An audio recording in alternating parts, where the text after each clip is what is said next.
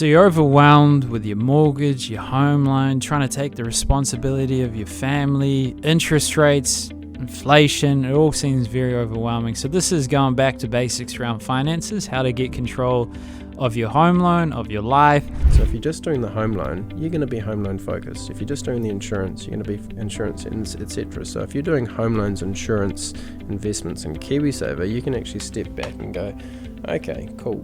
Without producing a full plan, your home loan, to make it efficient, we can use all your savings, merge those in, we can, like all the normal next to use with offsets and things like that. And what's a better way to approach a financial advisor? Making sure that clients are fully educated, got all the information that they want, because to be fair, our clients get a lot of that from our hand-holding, but ongoing they don't. I think you and I both agree that the advice piece is kind of, I'm not going to say it's the easy part, because you've got to have all the business and structures, education, all the rest of it to do, but the advice is actually not hard, right? You ask some questions, you go, cool, here's a solution, but it's about making sure that people can go on a journey. Are they really just helping you with money, or is there something else in there? Cool. All right, let's see what happens. I don't even know what's going to happen. I don't prepare.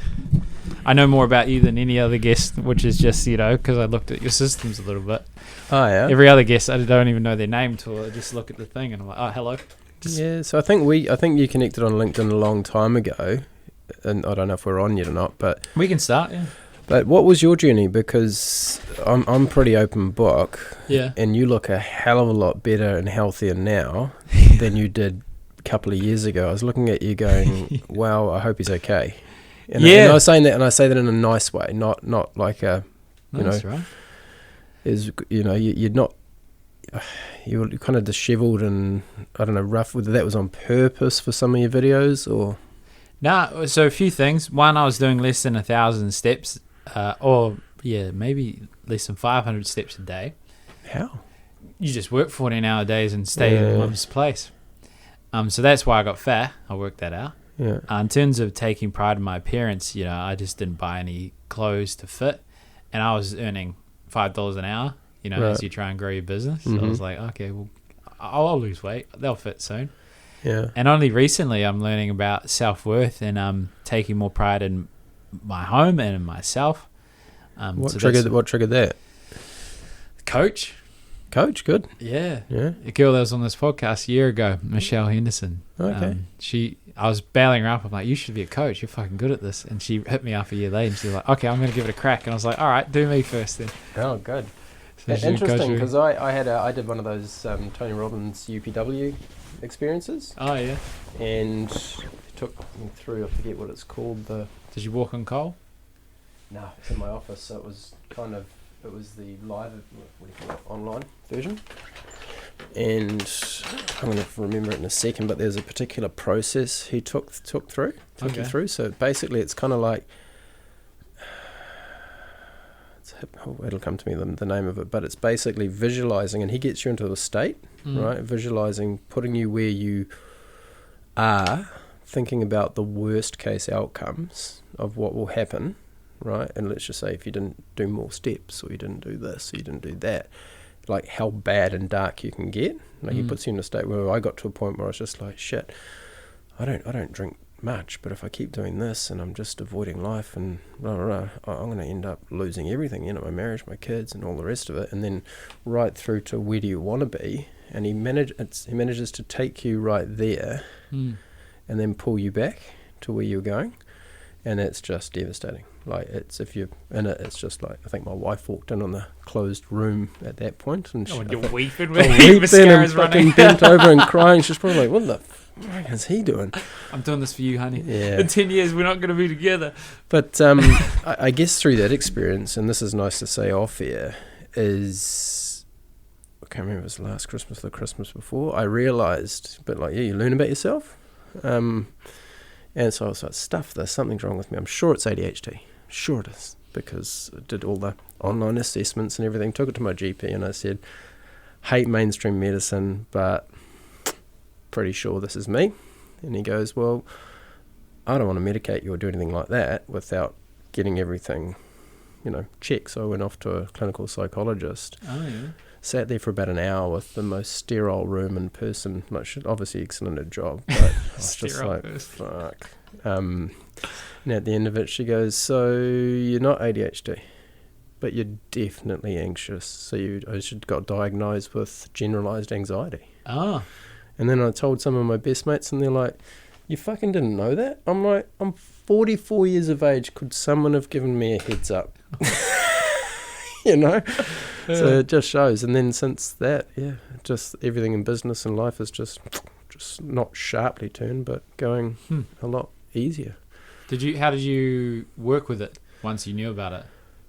Medication first. Okay. But someone not far from here, and if I overstep, just push me back, right? Oh, yeah. I can pick it in some people. I can pick it in some of my colleagues. I can pick it in some of my friends now that I'm fully aware, and I'm like a born again bloody, mental health, I don't know what you call them. Advocate. Counsels. Guy up here does... Fuck, I had a late night, sorry. Dove Phillips, look him up. He does... He's an ex-chiropractor, but he does neuroenergy. Okay. Which is really, really buzzy. And if you'd asked me to do anything like that prior to the Tony Robbins, I would have been... Are you on drugs? But I did a whole course with him. Okay. And just, I should get back to it, but I don't. I do, just normal routines and morning and stretches and bit of meditation. But I have to say that was better than any medication. It's like a trauma release, huh? Is it? Like access to emotions you didn't have? I can't Google search it, but again, what I didn't realise is it's such a small world. So obviously, I landed on the Tony Robbins kind of training because it was meant to be. But then all of a sudden, I find out that Dove's mentor gets paid $1 million a year to work on Tony Robbins, right? So I'm like, well, if these guys are doing it, then it obviously works. Makes sense. I mean, I always I'm trying not to identify with it these days, but like. People tend to scare me as a rule. That's why I did commission sales, to face it. Get rejected by hundreds of people a day. You work it out. Yeah. And I often find the distance between how I feel and how I'm acting is equal to the level of anxiety I have. Mm-hmm. So I found it's quite useful to get exposed to share my vulnerability with more people. Mm-hmm. And be aware of when my mind starts going boom, and then I go defense, and then I get more anxious and anxious. Has there been anything outside of the medication that's been quite helpful with generalized anxiety? Apart from putting a tag on it, which I didn't really like, because I don't like giving things names. I think it's just a human ailment that I've just never realised and managed earlier. You're labelled victim now. Yeah, I'm a victim. You're absolved of any responsibility moving forward. I think the exercises that Dove showed me were really, really cool. Okay. Like one of them's just even focusing on a blank wall, the same position in the house each day, and you kind of walk towards it to work out where your anxiety level sits, and then you can turn around and face away from it because the good stuff's over there, not there, and you realise kind of how easy it is just to, so I'm looking at that, but it's just over there. And that's a very simple breakdown of it, but some days I'd be able to get right up to the wall, and other days as soon as I turn around I'd be like, whoa, there it is, it's happening today. Mm-hmm. So it's kind of buzzy. Makes sense. Like I see thoughts as kind of like a river. Like you can get in the river and then you're swept down and you're caught up in it, and that's anxiety, and it's off. Or this is where people think it's a bit fruity, but if you look at the river instead of be in the river, so you have a thought or you have a wall. The river is, so you're trying not to fight the river, float with it, and that's basically what he's taught as well. Makes sense. Because I also notice the pace of my thoughts increases proportionate to stress and anxiety. So it's like I think quicker, I pull in more things. So I'm in the river, I'm like, here's some more excuses for me being in the river, and then I'm off and stressed and anxious. Do you get overwhelmed where you just go, I don't know what to do? Yeah.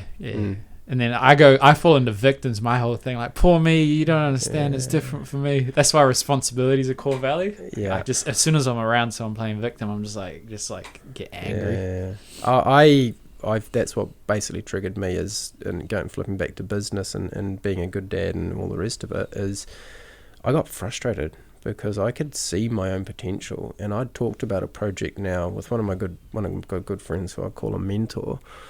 I was like, Vaughn, you've been talking about this for 5 years. The ship might have sailed, mate. What are you doing? Right? I'm just like, fuck, what? And then I was just like, but what's stopping me? And it was that self-sabotage, it was the fear, it was the overwhelm. And subconsciously, if it gets that overwhelm, I'm good to talking to people, so I'll just go and help those existing clients, and I'll go and do this, and I'll go and do that, and, So I've I think you did one on purpose as well. Oh, fuck, you went way back. Yeah. Finding, and I think Tony Robbins helped with that, but finding more purpose, because I think I was just working because I like working and I like helping people, but there was no real shining star of purpose. And I don't have one now. I've got kind of a few, but it helps. Helps you kind of, I don't know. I'm gonna show you. It basically one of the processes that he took me through, which is real buzzy. Okay. Like fucking weird buzzy. And I'll go back to it when the word comes to me. But it is releasing your body, because it's all held in your body. So you have these body releases. And you just walk out, sometimes you're just like, oh. Like, when I was a young kid, I think my neighbours sat me through Jaws when I was like 4. So I didn't swim in a pool for frickin' That's reasonable, mate. 5 years. Nah, completely reasonable. But and then he kept saying, well, don't try and pinpoint whenever anything just releases. Just go with it. Like, it doesn't matter if that's releasing the Jaws or releasing your whole, gee, I was poor when I was young or whatever. He's just fucking go with it, and then you'll feel better and you don't have to overthink it, But one of the buzzy things was he asked me, like, and I'll pretend to do it to you, right? And I'm no guru on this. Like, if you were to say, give a space in this, like next to you, where your mentors are, where would you put them? Behind me, looking over me. Yeah. Like, yeah. Yep. If you were to put the stuff that you like doing every day, where would you put that? In front of me. Where would you put the stuff that makes you nervous, like interviewing or cold calling or... in an angle, sort of like doing enough of it, but not a crazy amount. Yeah. And if there's things that you really, really hate, so he did that exact process with me, and you've already got positions for everything before I asked, right, which is real buzzy. Yeah. And I was like, well, my mentors and the ones that I love are here. The stuff I like doing is here, and the stuff I hate doing is here. And he went through a process, and he goes, well, what if the stuff that you love doing was connected? Now bundle it all up and push it to the middle. Oh, okay. Like, and it was kind of like that's actually, because I'd simple admin tasks, which I hate doing. Like, they just sit there, but then they're part of the goal, right? So if all of a sudden I find myself stuck, I'm like, oh, that's right. Boom, and then I'm excited about doing it. Like, it's just another connection. That's interesting. We used to do this thing. It was in the book called The Game, which is a controversial book, but it was a thing called a cube test, and you could use it to, like, analyze people's personalities. And funnily enough, I don't know if it was me cold reading people or it was, like, the framework, but it's interesting how diverse people's responses are. Like, even just that simple analogy, like, it seems weird to have it beside me. It seems confronting to have it in front of me. On an angle, it's like, oh yeah, I'm doing it in some components. You can almost, where is it? There it is. Oh yeah, yeah. But it was cool. Like, if you ever need to, I mean, just give him a call. He's literally just 2 blocks that way on Albert Street. Does a good day. Real buzzy though. Like, you think you're entering like a yoga weird place. Yeah, just while you're babysit with Tony Robbins, brother. Yeah, they use that in I used to go to the thing called Mankind Projects, like a group of men get together in a circle and just share the most crazy things you can imagine, and then accept each other and treat each other as equals. And they call what you talked about, Tony Robbins, as what's at risk. And the what's at risk is, if you do nothing, what's going to happen? And it's probably going to be this life. And because you know how that's going to play out, so you're pretty confident that's going to happen if you do nothing. Is that fair? And they're like, yeah. And it doesn't look flash. It doesn't look great. It gets dark. Yeah. And then on the left, it's like, what's the worst case scenario of it going wrong when you try? And you paint that picture. So you have a choice: the one that's going to happen, the one that might happen. Mm-hmm. Which life do you want? And it's interesting. Yours was quite a slight. I think it was like pursuit and then pain. Was that the thing, or? Habits. So back when that happened, I think I was still in that position of overwhelm. So ridiculous. Like I still am. I'm like 44 years of age to find out what's been holding me back, and it still happens. Like it doesn't just disappear, but to know what was holding me back, and I'm sitting at my desk and I've got all the energy in the world, and then it's an hour later and I haven't fucking done anything, but I've talked to a client, I've done this, but fuck, where's your list? Like, what are you doing? Like, that's, and I was like, sure, it's got to be ADHD. But look, long story short, I think that was a part of it. But when I say dark, and I do things like that, it was a 4-day event, so it was a massive commitment from the family, because it was for US time, so I was getting up at maybe 2:30 in the morning, starting at 3 and finishing at like 6 o'clock at night. So for 4 days, last day is all sales, so you can avoid that. But I just think I just took myself deep, because I was like, fuck, you're this far into this, you've committed to it, you want change, you don't want these pains, and I just went to a very dark place. Like, holy shit, if I don't change my ways and I don't execute my, what I can do, and if I keep having too many beers and I don't do all of this and I do this, and then I'm going to lose everything. And that was fucking horrible. And then what I wanted, which I don't want a Ferrari, I don't want, all that stuff. I just want a happy life, good family set up, all that sort of stuff, and happy clients. It just was, I'll turn my phone on after this. We need to research it, because there's an exact process which lots of people can take you through. Your coach will probably be able to do it. But it was horrible being dragged back from what I had then seen I could do, right? To back to what you just said, what will happen if I don't make change. And it was just like, fuck, it was terrible. Isn't it crazy, like, how much life, like, how much atrocity, how much pain, how much avoidance, how much medication through substance people experience to avoid that. And before I realised about anxiety, I would never call myself an alcoholic by any means, but I would drink maybe 4 beers a day, which doesn't seem a lot, but come the evening, I'd be like, I need something to calm down, and then I can watch a bit of TV at 10:30 after I've worked, and I can go to bed, and it's rinse, repeat, rinse, repeat, rinse, repeat. So it's not like you're going crazy, but when you add it up daily, it's not good. Yeah, well, it's an anti-anxiety. Yeah. Like, you drink it, you feel calm. Yeah. You no longer fear the consequences to a degree. Correct. Yeah. So, but yeah, don't really want to talk about, drinking too much. Moving on swiftly. Yeah. But yeah, I mean, if you want to ask questions around the business, look, I could have made it bigger, better, faster, but I didn't. I'm now at the stage where, as a whopping myself and one other advisor and support, we run a lot bigger business than the staff numbers would say, right? And with the kids moving on, I'm kind of ready to take it more seriously, and not so much to make more money, but what I talked about before is to go, well, I've got potential. I'm making massive difference in these clients' worlds. I'm doing a massive disservice if I can't, but do more of that, basically. But also with KiwiSaver, we've got the project which I've been putting on pause for 5 years. It's ready. Oh yeah, the 5-year thing with old mate. Can you share something, or so I'm going to steal your idea and the execution? They you can be French here, by the way. They won't. I mean, look, it's all about storytelling, right?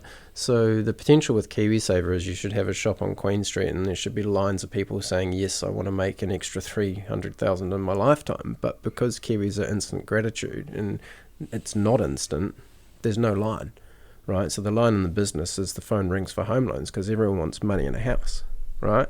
You've learned this probably with what you do. No one wants to buy insurance, but they realise they probably have to and should when a child comes along and they are driving home and they're like, shit, it's just me funding all of this, right? And if you're not a fortunate son, you need insurance. That's pretty much the rule of life, because insurance is only there for those who can't afford to self-insure, right?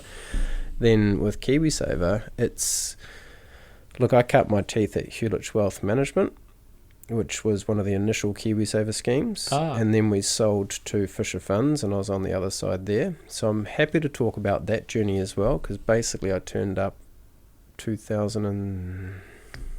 end of 2007.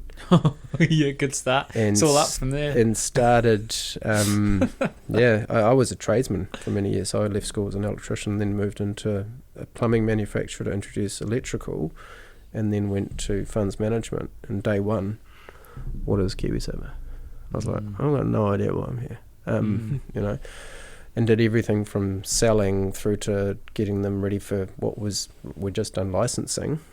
Can tell you right now that the FMA's learnt from us back then. It sounds a bit arrogant to say so, but we made license manuals to run the QFE back then. They never gave them back. So they are now expecting all the FAPs to have all these policies, procedures, recruitment procedure, this procedure. Well, we showed them all that, right? Just on QFE, qualified financial entity. Yeah, qualifying. So because people won't know, you might need to give a little bit of that and carry on over the year. Yeah. And look, where that came to is I ended up doing everything from sitting on Flaxmax to presenting in boardrooms to going back to our board and kind of saying this is what we need in distribution. So I wasn't an investment specialist. We were going to introduce insurance and other avenues of business to make it a full wealth management offering. Best company and family I've ever worked for. And then when that sold to Fisher Funds, they had different ideas, and they're lovely people, good exit, earned all their money, very, very, very, very good exit. But I didn't know what I was doing because I was pegged with this distribution compliance role, which, to be fair, I was okay at doing, but it wasn't my gig. You don't strike me as the admin guy. No. You want to call clients and you're correct. And then they just didn't have the same views. They weren't going to add insurance or anything else. And I'm just going, well, that's what I was entered for. So I had my Forrest Gump moment with not my box of chocolates, but the box off my desk, and gave the car back, and I was sitting on the bus stop waiting for my wife to pick me up. And we had a 3-month-old. Oh, so it's Jesus. how did your review go? I was like, really, really good. They offered me a pay rise and a new thing, but I quit. So, what are we going to do? I don't know, but it'll work. The medication would be good back then, eh? The anxiety would have been a hell of a lot. Yeah. And looking back, I'm really surprised I did that. But I think, again, it's what Tony says, the pain of not changing was bigger than change. I just drove over the bridge every day going, I fucking hate my life. I fucking hate my life. What am I doing here? It's just killing me. I could keep doing it, earning a salary, but it was just not rewarding. I could see your soul getting destroyed. Have you heard his story about the dog and the nail? I like that story. Yeah. Tony Robbins talks about there's a dog every day. He has his favourite spot, perfect sunshine. And you just sit there. Mm-hmm. And then there's a nail one day. And it's just so frustrating and annoying. But he doesn't move. He just keeps staying there because he's used to it. Mm-hmm. Then eventually the pain gets so immense that he's like, I've got to change. And I think it's the same thing with life, It's like you've got to have the cost of existing needs to be higher than the change. That's why breakup, horrific moments, all been the best things that ever happened to me. They're circuit breakers. Yeah. Start you off again. Yeah. Anyway, speaking of circuit breakers, so you tell your wife she thinks you're an idiot, but she backs you. She's the most important part to all of it, really. I think choosing your life partner is what makes or breaks you. And yeah, we set up. I had a very good friend and mentor help out. Couldn't have done it without them, but I wasn't bigger, better, faster, not in my personality. And it was always said to build the business around your personality. So we were more into meeting people, doing great things. So before I started the business, might be off topic to what my wife said, because I think she just trusts and obviously can see in me what I didn't see in myself back then, which is pretty cool. Teary-eyed that moment. But I researched everything from home loans to insurances and I knew about KiwiSaver because that was my gig, right? So massive KiwiSaver advocate. But what I'd investigated in home loans, I was just like, man, why aren't more banks, they're advertising these, offset facilities and everything. And, back then there was a Sovereign Go home loan. And I was like, looked at what New Zealand home loans were doing. And I was like, that's really easy. And then I looked at what some other people were doing, and I won't mention names, but they were charging people $4,000 to get a auto budgeting cubbyhole system within their home loan and pay off their home loan fast. And I was like, we just do that. Like, we broker a deal for a home loan, but we want to be able to just get our clients to do that and then watch them pay it off, because I saw that you'd get more retention from a client for a start, but it's more of a kick to help someone pay off a home loan rather than just get one. But equally, then you go on a journey with them and you get the next house, and then I'm 45 now, and I think I'm starting to see potentially children of my first clients coming back to me. And I remember a good colleague of mine saying, I'm working on all the children now, and I'm like, that's pretty cool, right? So generational. I wonder that, like, what I'm curious about the model of like mortgages, because I know nothing about it. All I say to people is, hey, pay that mortgage off, here's your incentive to do that. Come back to us once you're done, because investing makes no sense. Except KiwiSaver. What is the model like? What's broken about it at the moment, and what works? The bit that's broken is, I think, and I'm not, because there's some very good advisors out there that kind of do what we do, which is not just get the loan but help people pay it off, right? But there's also some people out there that just want to, fly a flag of, hey, I've settled this many million this year, and with respect, they might do some debt reduction, but debt reduction is key, but it's got to be a balance. Now, I'm going to sound a bit arrogant saying this, but you can't take a whole picture of a client unless you're doing everything for them. So if you're just doing the home loan, you're going to be home loan focused. If you're just doing the insurance, you're going to be insurance, etc. So if you're doing home loans, insurance, investments, and KiwiSaver, you can actually step back and go, okay, cool. Without producing a full plan, your home loan, to make it efficient, we can use all your savings, merge those in. We can, like all the normal knickknacks you use with offsets and things like that. But it just blew my mind, the amount of people who were either from another advisor or from a bank that actually advertises, like BNZ advertised burning money or, fluttering money in AATS Centre when they launched in their total money. And I was like, you receive these bank clients and they don't have a total money offset account. They're not using it. So two types of people is, I've never met anyone who doesn't want to pay off the home loan. So that kind of brackets everyone in the same place, right? But there's people who can pay more, and there's people who can make their home loan efficient, and we help both of those. So if you can pay more whilst making your home loan efficient, then the speed of debt reduction just speeds up naturally, right? But even, your average New Zealander, if we talk about a nuclear income and, 2 adults, 2 kids, you can actually help them speed up their home loan payments without them even paying more, just with the structure, right? Now that really, really works. Can you explain that? Because I always look at the secret formula for enable me or whatever. Easiest way to explain to clients is, look, if you put money in a bank, they pay you interest, right? If you set up your home loan structure efficiently, if you put the same money in that, you don't receive interest, but you block it. And then the difference comes off your principal, which basically means you don't pay more, but you pay off your home loan faster. Gotcha. And the it's called something? What are they usually called? Several different names. So offsets are a particular type of account which can be linked. So you can have this magical invisible line from your bank accounts to a floating portion, or you can have revolving accounts, which, to be fair, are a bit antiquated. Or you can have transactional revolving facilities, which basically means you can put money in, block interest, but you can also pay a mate on Trade Me and have an FBOS card against that account, right? But where most people get it wrong is some banks will charge you a fee for each account, so you end up just having one. Some of the banks have got better. Some of them have relieved the fees. I know Westpac has, which is cool with their choices. But if I picked on ASB, it's $12.50 to have a transactional revolving facility, right? Now, if you had all your income and your savings and your bills and everything in one account, it's a financial fruit salad. You can't see where's my holiday savings? Where's my emergency savings? Where are my bills? So what we like to do is basically just step it out to go, we've got a structure now which has got cubby holes in it where you put money in for purpose, including just paying the home loan.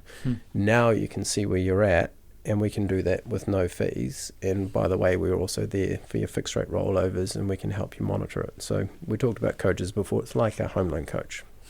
But, it's served us well because, if we do a really good job, we basically earn less on the money that we receive from the banks, which is cool. Yeah, we have to unpack that at some point. It's not the best business model, but I tell you where it actually becomes a good business model is, we talked about marketing.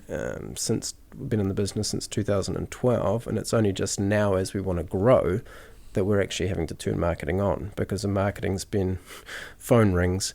Hey, my mate Adam said, I've got to talk to you, no one else. And that's worked for us. Yeah. And worked really well. The best marketing is a great product. I think the poor listeners haven't heard much finance in like 100 episodes. So I think, could you help us a little more on some examples of what you might do for a certain scenario? A common scenario that makes a lot of sense. It's not financial advice. It's just, here's an example of what we did and we broke it up in this way. So what's a common thing that people might do in that situation? Yeah, I got a couple of easy ones there, and these are again middle ground New Zealanders, where we refinance them from Bank A into Bank B, and let's just say with it, going back 7 years, a big home loan might have been 300 grand. Right now, it's not, but they were paying interest on 300 grand. To then find out that they had all these sole trader tax savings sitting over here and all their other savings sitting outside their home loan. So on day one, we could almost blank out 100 grand worth of interest costs. Now, it doesn't mean that those funds are gone because they've got purpose, but what it means is they can continue paying the same amount, and all the focus is now on the 200 and it just disappears faster, right? So it's basically just picking up what a client's got.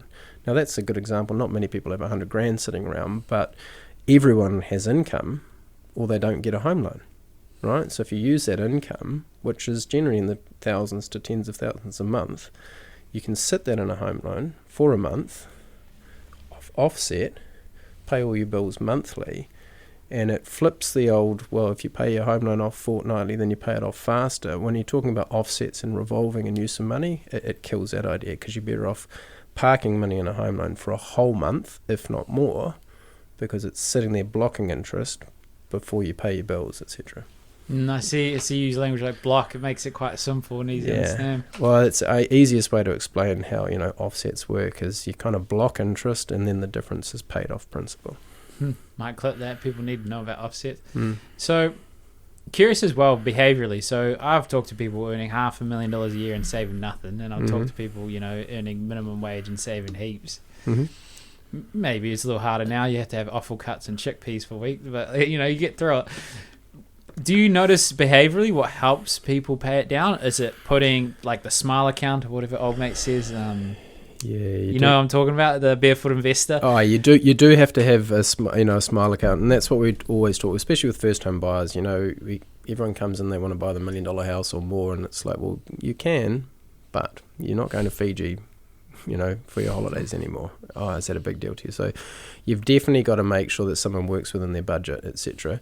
You've also got to make sure that they can actually afford what they've got, which does mean adding the likes of insurances to the picture, because there's some insurances you absolutely have to have for a house, which is house insurance. But equally, if you don't ensure your ability to pay for everything, then your dreams can disappear pretty quick. So insurance is one of the biggest wealth tools, because without it, your wealth can be depleted just like that, right? So it's a full picture. And I think if you can take a step back, you've also then got KiwiSaver, which often gets emptied for a first home now, right? And then there's the playoff. Well, what would have that looked like if it kept growing for retirement? And the answer is, well, that's a little bit unknown because of investments and the way things work. It's over time and it's possible, right? Whereas if you use it for your home loan, it's confirmed that your home loan is going to be that much smaller because of it, and you can actually extrapolate out how much that would save over time, right? So that part's pretty easy. But just really taking a step back and looking at what I'll say this nicely, what the client thinks they want, to then dig deeper to find out what they actually need. Yeah. Because there's a big difference. Yeah, Alex Amosi, who's the only guy I've been learning from, he's exclusively. Awesome. Yeah, he's so good. And he's like, give them what they want before you give them what they need. You know, and it's so important. It's like people come in for finance to get clear direction and all that sort of thing, and they come in thinking this, and what they really need is, because they can all do it. Like, you know, Google, look at it, do it right, don't be emotional, be a robot, execute. Like, you're done. Like, you just, like, my job, like, investment's not complicated. You know, growth, manage, make sure the fund manager's not doing stupid stuff. But the hardest thing is, your money's down by 30%.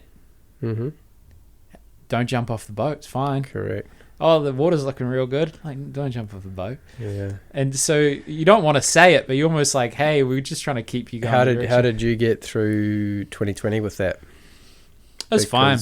You know, obviously, if you've got educated clients, if you're an advisor, your clients are educated, so you generally get less phone calls about that. I think with all of the KiwiSaver clients that we've got in play, and we've got a lot, is I think I had 2 phone calls. Yeah. And they were just to know that we're still there, basically. And I think the most important thing, if there's any advisors listening on that, is the expectation you set. Because a lot of them make the mistake of, oh, here's this return I'm going to get. I'm like, you don't know what return they're going to get. You know, give or take, and be real conservative so they can plan their lives around it. But you say, hey, are you prepared for this to go down for 30% or 40% for the next 3 to 5 years? Because that's happened before. And then someone called me and he predicted it. He's like, hey, this COVID thing looks like it'll be a global pandemic. I'm like, are you sure? And he's like, yeah. I'm like, okay, well, if it is, it's probably going to tank for a while. Structurally, it's fine. It'll come up. And he's like, oh, but I'm thinking about crystallizing, going something conservative. I'm like, well, you just missed out on a 60% return because it went down for 30 or 40 and went up 20.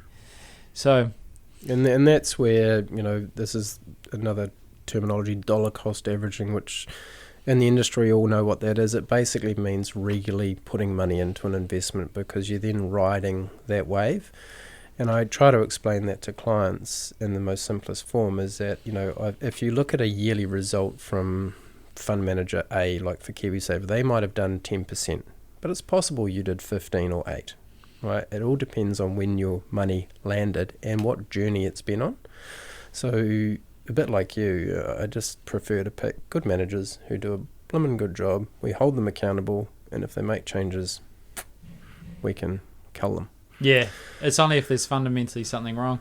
Correct. And that brings me to something which I think we talked about KiwiSaver before, where most New Zealanders, and they get this wrong. They think, you said it exactly, there's a balance, there's a conservative, there's a growth. It's not rocket science. But where Kiwis go wrong is they miss the first part, which is, well, how do you want your money to be handled? Right? Are you happy with KiwiSaver being a non-New Zealand owned or Kiwi owned institution like a bank? Are you happy seeing these banks make circa $2,500 to $3,000 per head for every man, woman and child in New Zealand? And do you want to keep, you know, helping them do that, or do you want to take control and step back and go, well, I would not like to support wars. I would not, you know, I would like the Hauraki Gulf down here replenished. So I'd like to be a bit more conservative and a bit greener and, you know, socially responsible is the word. And when you sit down, and we've done this since 2012, is you ask people, what would you like? Would you like New Zealand owner operated? Oh yeah. Would you like to be with a bank or non-bank? Probably non-bank. Once they realise that there's no extra safety level with being with a bank, obviously we want good performance, but every single Kiwi that I've asked, if you had a choice, would you be with someone who's socially responsible, so they're not encouraging horrible things like, you know, child slavery, weapons, all those sorts of things? And they ask, but will it impact my returns? And the answer is, it probably used to 12 years ago, but it doesn't now, because now they're actually performing better. So you're actually doing good while doing good. Yeah. So, I mean, that's the nature of any business. I mean, if you do, like, how do you compel a large body of people to do a good job? You have a meaningful vision. And then eventually you look under the curtain and you realize, oh, this is actually a horrific business. And then guess who stops selling? Well, your Top Gun salesman that no longer believe in the product. So it's very hard for a good business run well, that's doing as a worthwhile vision, not to do well over the long run. And I think you just talked about Alex Hormozy. I think the bigger, better, faster thing, and I think it's, I thought that was him, eh? Is that where you're... Vaynerchuk, they're also saying you got to be patient, right? So it's nice listening to that, because I'm not a bigger, better, faster person, but now that the business is at the stage that it's got to, I realise I can just carry on like it is, or I can make more impact. And I think making more impact is going to be, a better thing to think about on my deathbed, basically. Yeah, more worthwhile. Well, I almost, when I was trying to work out what clients to have, I almost went with like a software guy that's building a platform that's like a better version of Sharesies. And then I was like, well, that's going to lead to a lot of people using that and losing money. Mm-hmm. And you think about now, it's like financial planners, like people that know anything about investing, that don't think they know too much as well. Maybe there's like 100, 200 of them in New Zealand. There's 2,000 advisors. Mm-hmm. And you're like, all these people, as good meaning as they are, and as knowledgeable as they might be at understanding how to invest themselves, they need something, and the model needs to fix. So let's look at the model. Where, if you could wave one 10 years from now, you've got all the systems, all the operations, you got your crew, you got everything set up. What would it look like? What would your practice look like? And what would be something cool to do for We would have mainly client relationship managers who are making sure that clients are fully educated, got all the information that they want, because to be fair, our clients get a lot of that from our hand-holding, but ongoing they don't. I think you and I both agree that the advice piece is kind of, I'm not going to say it's the easy part, because you've got to have all the business and structures, education, all the rest of it to do, but the advice is actually not hard, right? You ask some questions, you go, cool, here's a solution, but it's about making sure that people can go on a journey. So I heard someone the other day say that their business had a goal of getting to $1 billion under management, right? Which is a pretty large goal, especially if you're just looking at the likes of KiwiSaver. I would rather make 1,000 millionaires than focus on that. And I'd rather walk into the office to see the names of the clients who have hit their targets and goals.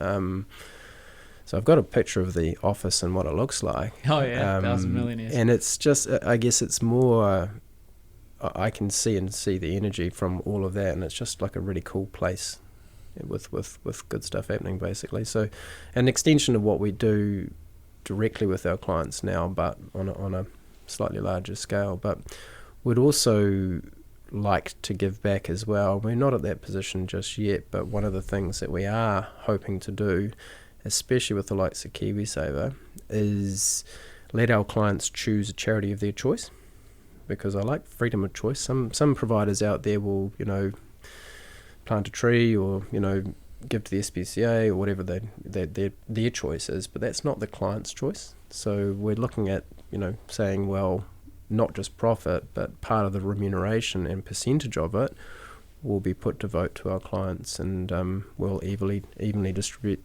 that between those charities. Interesting. Because I've always wondered where advice piece is going to be. Like, you look at KiwiSaver, pretty much the recommendation I used to give, now that I'm not an advisor, is I call it like KiwiSaver but accessible, just so they can get around it. But you imagine that, so it's very cost efficient, lean sort of operation. It could be a lot better in terms of lean, but it's going to be tricky to justify the advice piece to be a percentage of the funds. It's easy, so people that don't know, we usually charge a percentage of the funds under management, and that way the client doesn't have to pull it out of their pocket each time. It's tax deductible. It makes sense. Should we explain that? So basically, if you charge 25 basis points, it's $2.50 per thousand, right? And that just comes from the manager. And some of it is paid by the manager already. So some providers, as you know, will pay that from their fee. And then the advice fee, which you just talked about, could be on top. So clients see that disappear. Well, not disappear, but they see that being paid. And the tricky thing is, if it was an unemotional experience, it's going to impact the end result of their retirement. But then also in saying that, Vanguard, which is a famous passive index fund, they talked about the advisor alpha and the return they get. and also the Financial Services Council of New Zealand talk about the benefit of advisor, which is you save more, you get a better return, and you travel more. But you don't get a better return because they're better at managing or picking money.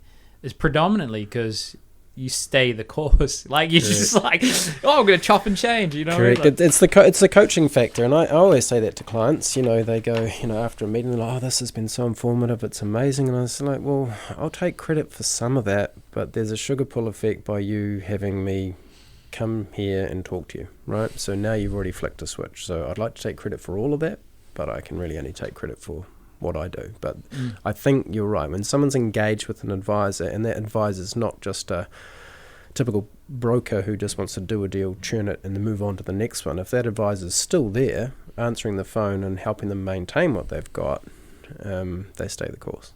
I was looking because I've been trying to help insurance advisors initially, and now I'm going with financial planners. How do I make a compelling offer, like the Alex Samozi thing? Mm-hmm. And I was going the route of like, okay, let's say you got a sole breadwinner man and a married, has debt, pressure, trying to look after his kids, and you're like, what if you could create the board of directors, and it's this free offer, and it's just you have someone that helps you get your health in order, you have someone that gets your property in order, you have someone that gets VIP access to hobbies that you really enjoy. And what you're actually selling is a fulfilling life with the financial security of insurance, but you're facilitating the board of directors, which is all just affiliates, and it's nothing to you. You're just like putting them in front of qualified like, how do we innovate in this space? What's a compelling offer? Well, you've just reminded me to answer that question again. So you said, what does it look like in 10 years? Well, I wrote down on my little book after I had my Forrest Gump moment of, leaving my job and sitting on the couch in the spare room at 5 a.m, writing my ideas is... And some of it's come to fruition, some of it hasn't. But ideally what we'd like is a business that encourages all of those things. So I know some businesses out there have tried to become a business with an umbrella for all of those things.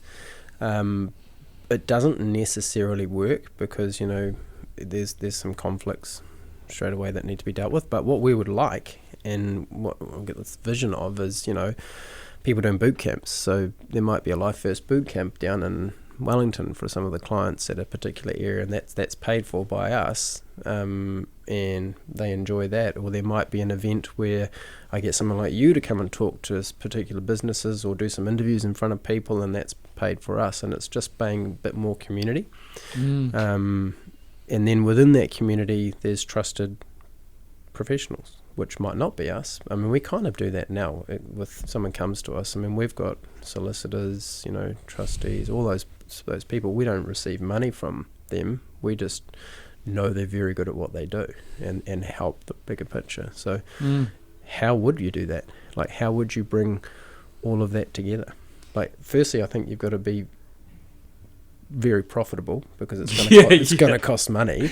I think if you become very profitable and you do those things, I think you would also be best to include some charities, because that also makes people feel good, because they want to be making a difference not just to themselves but to someone else, that whole purpose thing. Well, throw it back at you. How would you piece it together? Well, my end goal is to give every person the opportunity to live a fulfilling life. That's why I changed from financial planning to help financial planners, because you can't help. Have you seen our byline? Oh, is that what it is? Is it? Help you lead your best life possible. Hey, fuck. See, that's what I'm saying. Financial planners are just legends, eh? Like, I'm going to call you a financial planner purely just because they want to do right by clients. They're relationship orientated and they think long term. So you don't get many of those in most industries. And I think you also have to look at more than one aspect of their finances as well, versus just doing a home loan or just doing the insurance or just doing the fire in general. Well, because the problem often isn't the understanding of finances, the behaviors. So I was thinking, how do I change the behavior of a person? The easiest way is to change their environment.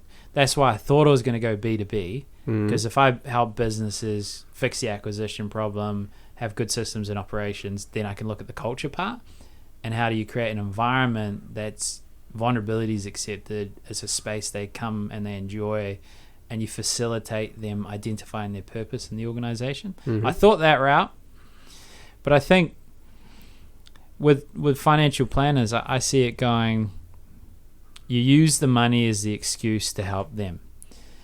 And like people say to me, I can't wait to retire. I'm like, you're going to die soon. As soon as you retire, you're dead. Where are all your friends? Oh, at work. What are they going to do? Like hang out with you? So the piece isn't the money. It's like, okay, your money's sorted. We can do that in 10 minutes, mate. Yeah. You can put that in a spreadsheet. Yeah. And it's a tricky one because you sit down with clients, and a lot of my clients, to be fair, are at that, there's different stages, and if they're at the young children stage, big mortgage, big insurance bills, they've got what I call the eyebrow effect. It's very hard for them to look up and even think about anything other than go to work, pay the bills, go to work, pay the bills, go to sport, all the rest of it. But sooner or later, if you come out of that, which a lot of people do, have a breath, and then you're right, if you don't have someone in your life that says, where's that fun account, what are you doing, I use something in an interview that I had recently with a very good client, super worried about money, very good income, so it's probably not your average conversation, but I find if you show them that the end is taken care of, which I did in this meeting, just by whiteboarding, I didn't even need a calculator. I was like, your KiwiSaver funds between you and your wife are currently this much, right? You've got business shares, which if this keeps going, are this much. If I even just jump onto the online calculator right now and I go, cool, it's going to end up with that much, and all of a sudden you just see this, whew, okay. So now you're only worried about the middle. But now you've got insurances in place to cover your income if that's lost. You've got this in place. All you actually have to worry about now is living between your 40-ish now and 65 or 55 if that's when you're going to retire. You can actually go and have some fun. The end's taken care of as long as you don't stop contributing, and there's some safety around that.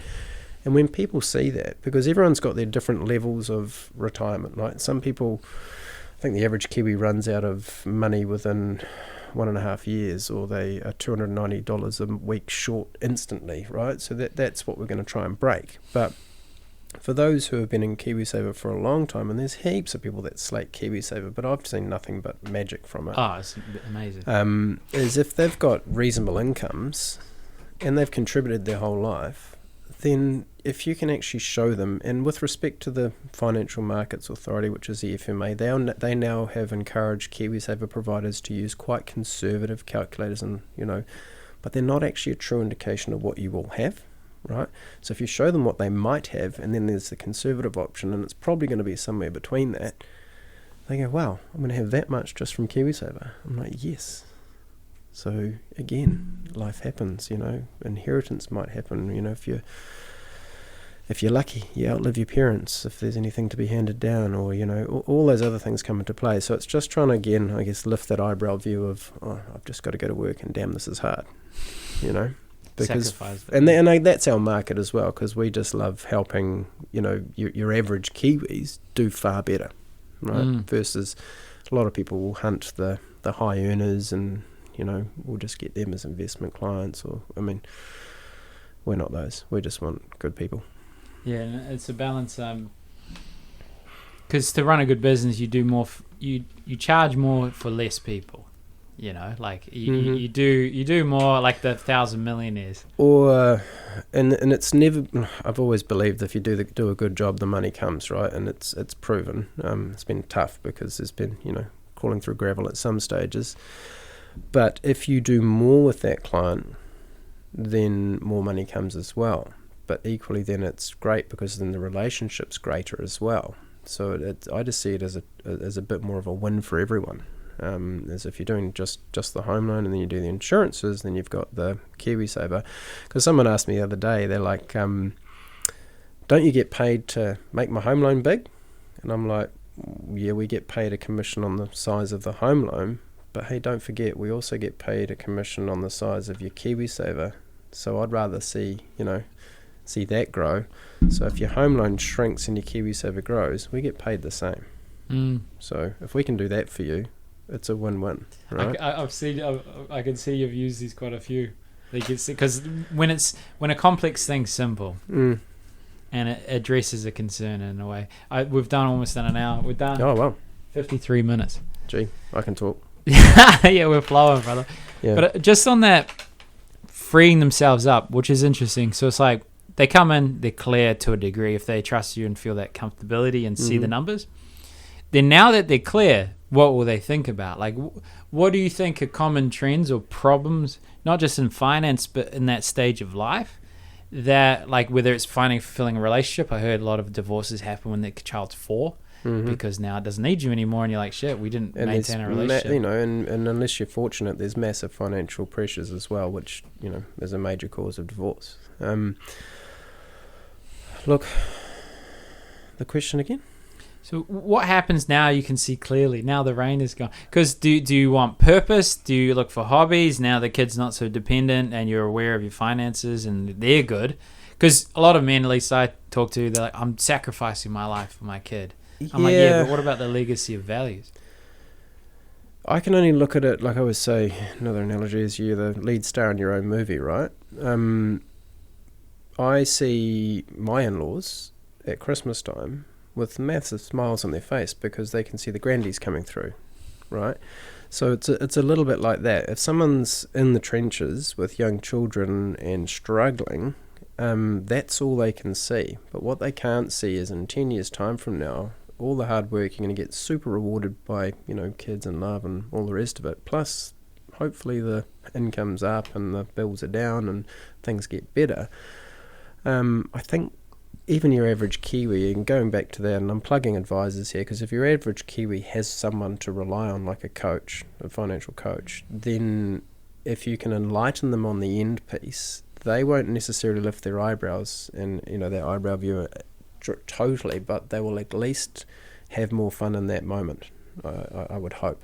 So I don't know if that answers it, but I think your average Kiwi who's doing it really tough, and there's a lot of them right now, it's not always going to be this tough, right? And what I'm really looking forward to is because we're, coming through, I think today the inflation results are in and we're down to 5.2 or 5.6, which is still high, but it's not 7, so we're on the right track. Reserve Bank said that they're actually expecting it to reduce faster than expected, which means no more increases, which means no more pain. If your average Kiwi, and I keep using that term, can pay for things now, albeit not pretty, imagine what they can do when rates come down and they don't blow their money, right? They pay off their home loan faster. They can, allocate some extra funds to go to Fiji or whatever they like. So I think if you can get used to these tough times and living on it, I'm not saying eat noodles the whole time, but not go back to the Kiwi way of, if it fits within budget, we'll spend it, because that's what most Kiwis think like, is when the prices of things come back a bit, interest rates come down a bit, if they can make some really smart moves at that time, which is using their money wisely, they can have a lot of fun. Boom. Well, I had a lot of fun. So thanks for coming on the show. Thank you. Done.